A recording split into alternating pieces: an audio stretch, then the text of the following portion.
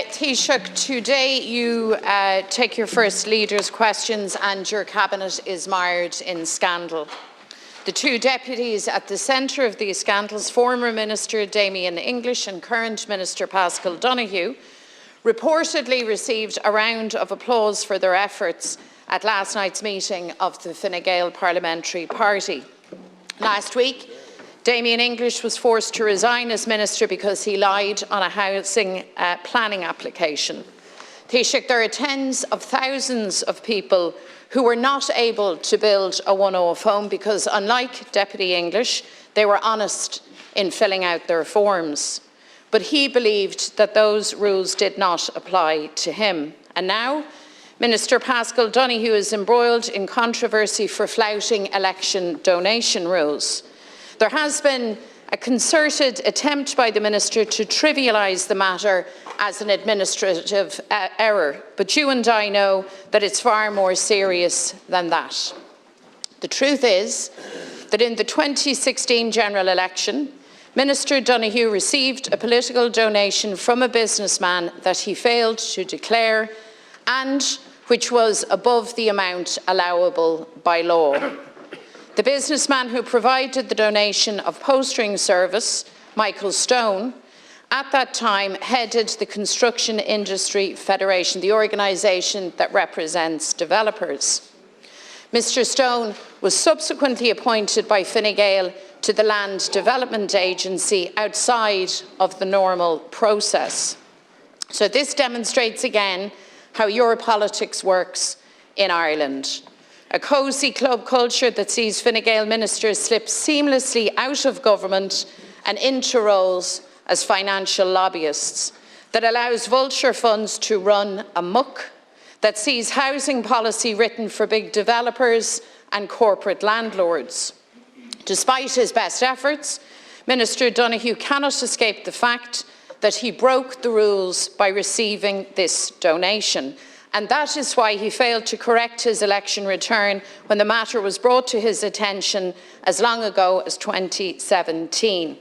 It's why he tried to convince members of the media that there was nothing to see here when questioned in November. It's why it took SIPO writing to the Minister last Friday for him to respond. And since then, the Minister has concocted a story that has changed so many times that its credibility lies in tatters. The Minister first claimed that the posters were erected at night, but images published by the Irish Independent show workers, I can only assume employees of Mr Stone's, in their hired hats using the company van to put up the Minister's posters in broad daylight in the middle of their working day. And yet, Minister Donohoe wants everyone to believe that this wasn't an unlawful political donation to him from a construction company. Nobody believes that story because it's not true. Taoiseach, this smacks of cronyism, favours for insiders, and it's time for the Minister to come clean. So my questions are straightforward.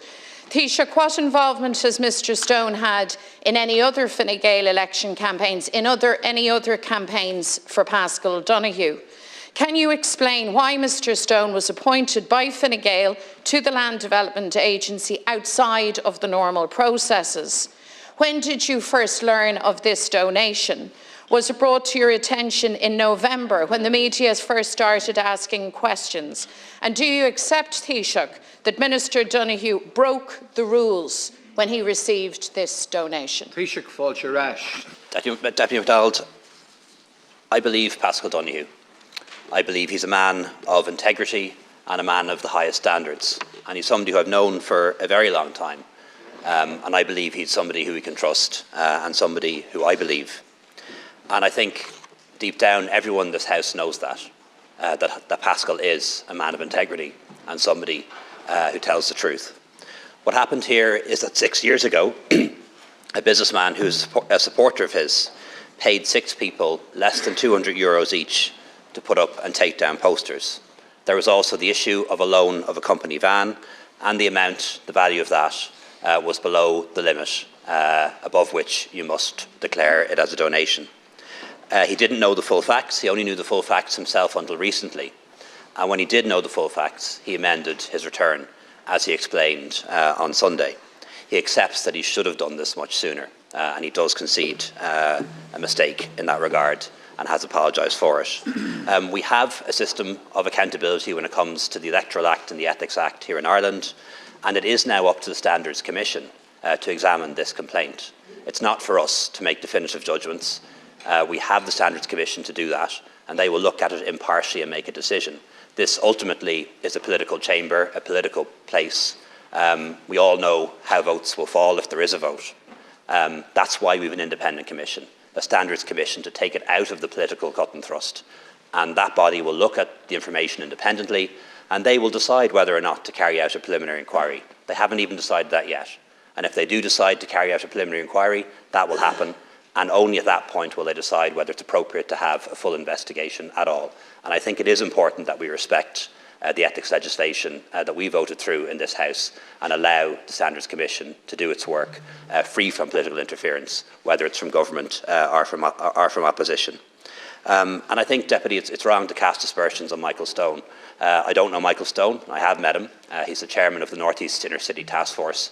You know the work that he has done in your constituency to help improve the lives of people in the North East Inner City.